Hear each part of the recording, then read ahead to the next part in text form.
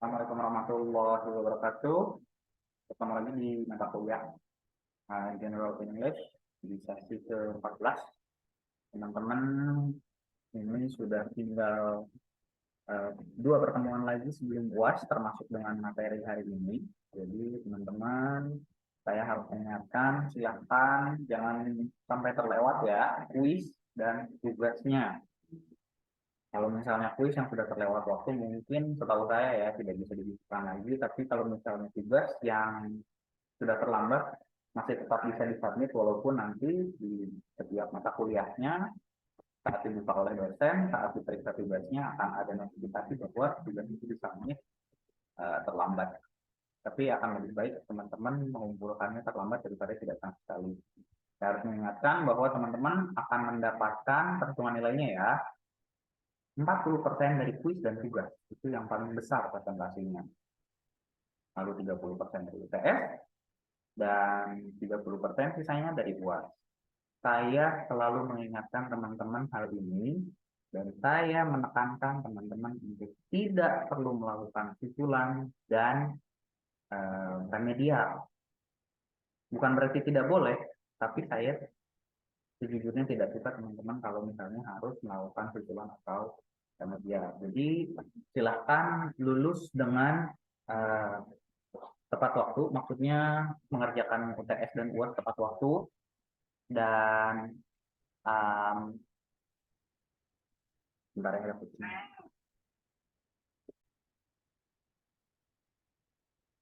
ya, jadi sebisa mungkin mengerjakan UTS dan UASnya tepat waktu, jadi tidak perlu susulan dan mendapatkan nilai yang baik. Tapi saya tetap akan objektif dengan penilaian saya. Jika teman-teman keaktifan di kelasnya sudah maksimal, mengerjakan tugasnya juga tepat waktu, dan saat dites pun hasilnya bagus ya pasti lulus gitu. Tapi kalau misalnya teman-teman ngerjain tugas banyak alasan, banyak terlambatnya, datang ke kelas tidak pernah ikut, datang hadir ke kelas ataupun hadir di Zoom, gitunya hanya mengandalkan nonton video rekaman, itu pun video rekaman tidak ditonton, saya tidak akan recognize nama teman-teman, apalagi mukanya. Jadi saya tidak tahu dan memberikan nilainya ya secara objektif aja. Gimana saya bisa menilai teman-teman kalau misalnya teman-teman tidak saya sadari kehadirannya gitu. Dan nanti di sesi 15 kita akan review. Saya harap semuanya bisa hadir, baik itu hadir secara tatap muka maupun yang hadir secara Zoom. Jadi akan banyak yang akan saya sampaikan di sesi review dan kita juga akan have di situ sebagai pertemuan terakhir di semester ini di mata kuliah ini di sesi 15. Dan mungkin kalau misalnya teman-teman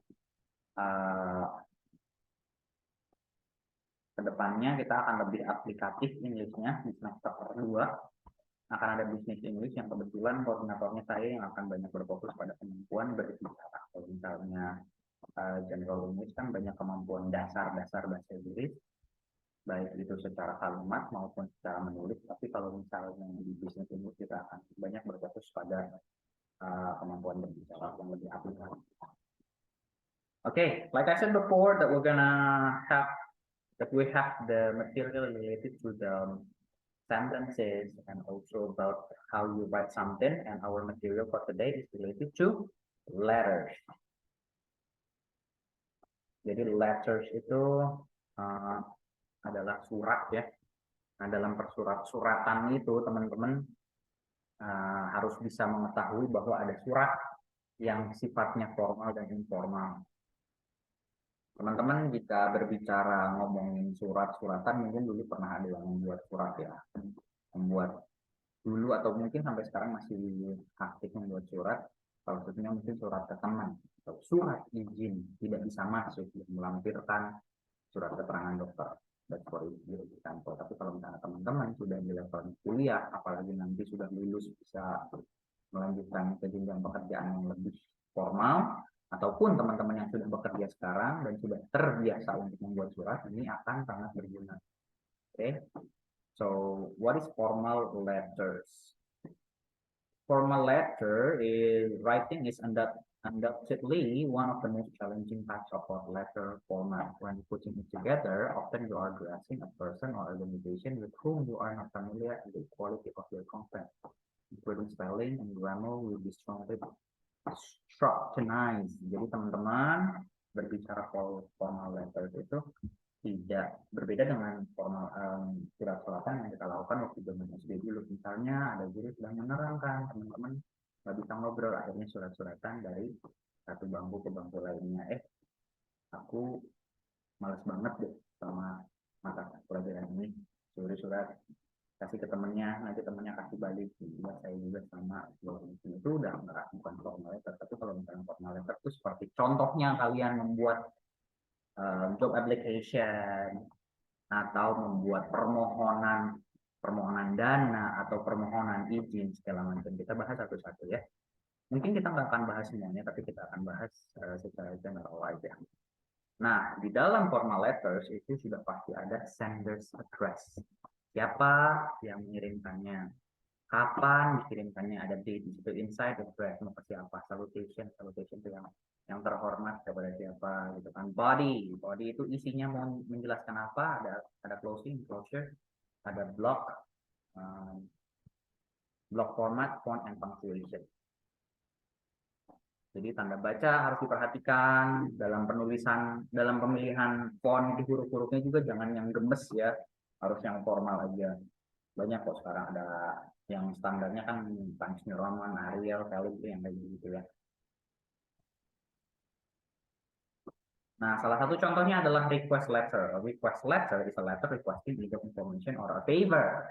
There are a variety of things you can request when writing a request letter. A good request letter will usually be concise and to the point. Nah, kalau request itu, kita tahu ya teman-teman, request lagu. Berarti lagi meminta lagu. Berarti kalau misalnya request letter adalah surat untuk permintaan. Saya masukin contoh mana ya? Mana? Nah, ciri-cirinya apa? In the opening paragraph, briefly introduce yourself and let the recipient know why you are writing to them. Jadi di paragraf di openingnya, teman-teman menjelaskan secara cepat, secara singkat siapa Anda tuh, dan teman-teman harus ngasih tahu kepada yang disuratinya kenapa Anda menyurati, misalnya ya. Contohnya saya adalah mahasiswa program studi akuntansi dan sedang menempuh perkuliahan di semester 1. Seperti itu ya. In the next paragraph, tell the recipient why you are requesting of them along with any pertinent detail that would help them to fulfill your request. If you need your request filled by a certain date, be sure to let them know in this paragraph. Oke, misalnya contoh, saya adalah mahasiswa di paragraf pertama ya. Perkenalkan, nama saya Riza, saya adalah mahasiswa akuntansi semester 1 yang sedang menempuh mata kuliah General English, for example. Lalu di paragraf selanjutnya, saya meminta keringanan untuk mengerjakan atau mengumpulkan tugas secara terlambat karena saya harus menyusul adik saya yang menyusul kakak saya yang sedang wisuda di London, for example. Saya harap Anda mengerti. Ini closing paragraph, thank the recipient. Jangan lupa terima kasih atas pengertiannya. Mungkin saya minta pengertiannya untuk bisa mengumpulkan tugas secara terlambat, for example. Tinggal dibuat bahasa Inggris ini. Contoh seperti itu. Kita ada contohnya seperti ini. Nah, di atasnya ada nih. Kalau misalnya tadi yang saya bahas itu baru langsung ke body paragrafnya ya, tapi urutan dari atasnya teman-teman harus sudah dilengkapi dulu.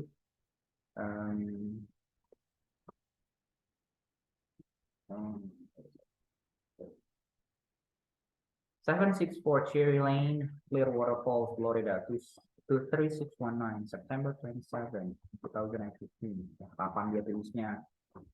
Padanya siapa? Mr. Louis Henderson, store manager the corner cafe 273 Main Street, Clearwater Falls, Florida 22619. Dear Mr. Henderson, padanya salutation. My name is Kathy Patis. Itu perkenalannya. I'm the chair of the Clearwater, masih perkenalan Elementary School Fundraising Committee. The committee is planning to hold a fundraiser. Jadi kalau misalnya dari paragraf 1 juga udah jelas deh, keinginannya tuh apa? Perkenalan dulu. Jadi si Kathy Patis ini adalah kepala sekolahnya dari Clearwater Falls SD Clearwater Falls, panitia dari ketua panitia dari penggalangan dana. Dari perkenalannya udah tahu dia akan request apa kan. The committee is planning to hold a fundraiser. Panitia merencanakan untuk mengadakan penggalangan dana bulan depan untuk mendapatkan dana di tahun ini untuk melakukan field trip untuk perjalanan berlutut for donors dan itu donatur providing goods and fundraising. Nah, nanti masuk nih teknisnya seperti apa? If the Corners Cafe is willing to help donate, nah gitu. Nanti yang di akhirnya adalah permohonan terima kasih, nanti follow up seperti apa. Lalu di bawahnya ada sincerely signature practice. Itu salah satunya contoh dari request letters ya. Nah, ada juga yang letter of interest. Contoh-contohnya seperti itu. Ini contohnya, teman-teman. Saya harap teman-teman bisa langsung di pause aja dilihat ya seperti apa dan bisa dipelajari. Ini udah jelas dan materinya ada di modul. Silahkan di download dan dipelajari secara ini ya. Karena memang nggak langsung saya sebenarnya jadwal saya ini akan saya tes harusnya. Jadi ini akan jadi latihan teman-teman. Tapi ternyata minggu ini adalah jadwal rekaman. Jadi teman-teman nggak bisa saya langsung kasih feedback. Ini yang complaint letter. Jadi kalau misalnya teman-teman nggak suka dengan pelayanan restoran, for example, jangan lupa di atasnya dicantumkan ya seperti biasa siapa yang menulis, tanggalnya tanggal berapa, di situ ada tulisan June 30, 2014 customer service. Nah ini kan udah kelihatan ya kepadanya customer service Gulgari Sports LLC. 8423 Green Terrace Road, Guyville, Washington 65435. Nah itu kepadanya ada alamatnya ada dikatakan itu Dear Sir or Madam, I have recently ordered. Nah, dia ceritakan pengalamannya, lalu masalahnya seperti apa. Di paragraf selanjutnya, to resolve the problem, I would like you to credit my account. Nah, nanti dia pengen requestnya seperti apa. Biasanya ada komplain dulu di awalnya, diikuti dengan solusi yang ditawarkan. And don't forget, if you're talking about formal letters, in the end, you need to put the salutation. Jadi, mau gimana pun, walaupun ini bentuknya komplain, akan lebih baik jika santun ya ditutup dengan thank you for taking the time to read this letter kayak gitu.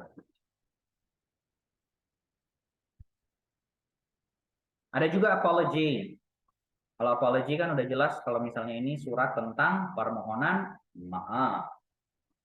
Nih, ini lebih pendek kalau permohonan maaf biasanya to the point ya. Jangan lupa di atasnya kepada siapa, alamatnya kemana, tanggal berapa, kepada siapanya atas nama ya. I'm sorry about forgetting about our lunch today. Langsung kayak gitu. Dari contoh ini bisa satu paragraf aja. Tapi kalau misalnya teman-teman mau menjabarkan kesalahannya apa dan pengennya seperti apa atau mau ada bentuk permintaan maafnya yang ditawarkan kayak gimana, boleh juga ditawarkan gitu. Ini mah ke teman, bahkan ke teman juga ini ya. Ini kalau yang apology letter personal ya itu kan ada tulisan juga. Jadi ini mereka tuh udah ada permohonan maafnya loh dibilang di bawahnya best friend. That's so funny actually. Nah ini kalau misalnya yang bisnis, kalau yang bisnis jangan sok-sok kenal, jadi di bawahnya your best friend. Maksudnya di akhirnya itu sangat respectfully, secara hormat, signature, tanda tangan Theodore Ronald Browning, kerabat sos, customer service manager. Nah ini biasanya balasan dari komplain. Kalau misalnya yang komplain tadi customer ke customer service, tapi kalau misalnya ini balasan dari customer service ke komplainan dari konsumen. Fee letter, lalu ini akan lebih panjang ya, reference letter ini akan berguna for you to apply the scholarship or if you want to continue your study later in the master degree or PhD. And if you're talking about the reference letter, ini akan lebih panjang karena akan menceritakan detail. Kalau misalnya reference letter itu kayak surat referensi, misalnya biasanya dikeluarkan oleh atasan ya. Misalnya saya mau melanjutkan studi saya ke S2. Nah, nanti dosen pembimbing saya atau orang yang punya kuasa dan kedekatan dengan saya atau atasan saya di dosen pembimbing saya atau di dekan atau wakil rektor atau bahkan di level rektor pun bisa memberikan reference letter untuk membantu saya atau mendukung saya untuk memenuhi administrasi dalam melanjutkan studi saya. And it's gonna be different for every reference letter, but this one is one of the example. Tapi kalian kalau misalnya mau refernya ke sini nggak apa-apa, tapi harus disesuaikan dengan apa yang kebutuhan teman-teman. Contohnya dari sini ya. Sarah spoke clearly when called upon to give her thesis defense in front of her peers. Nah, dia berbicara secara jelas saat melakukan thesis defense sidang in front of her peers, di depan para pengujinya. Sarah spoke clearly and eloquently about her conclusion. Jadi ngomongnya itu secara jelas. Tapi teman-teman di sini reference letter itu dikeluarkan oleh orang yang melihatnya seperti apa. Misalnya teman-teman jadi mahasiswa bimbingan saya, terus kalian mau lanjut studi S2.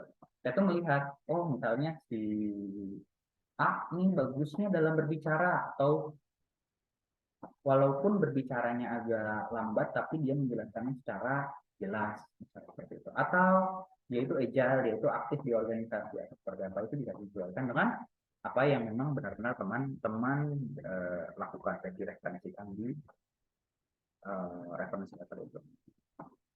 Oke, I think that's gonna be all for our material for today. Teman-teman bisa di pause dan dipelajari, dan materinya ada di modul semuanya. Jadi kalau misalnya teman-teman suatu saat ada momen di mana harus membuat surat yang bersifat formal, teman-teman bisa langsung ke situ dicek, mungkin bisa berguna. Dan this is gonna be our material, the core material of our lesson in the general English, and see you in the next week before we have the final test UAS ya teman-teman. Jadi nanti setelah ini di semester 2 kita akan ketemu lagi. Mungkin yang mau ketemu sama saya boleh ya, nanti ada beberapa pilihan dosen lain juga, tapi materinya akan saya yang bikin karena saya yang jadi koordinatornya di Business English, dan kita akan berfokus pada kemampuan speaking. You ready for that? And that's gonna be all for today. See you when I see you. Bye bye. Assalamualaikum warahmatullahi wabarakatuh.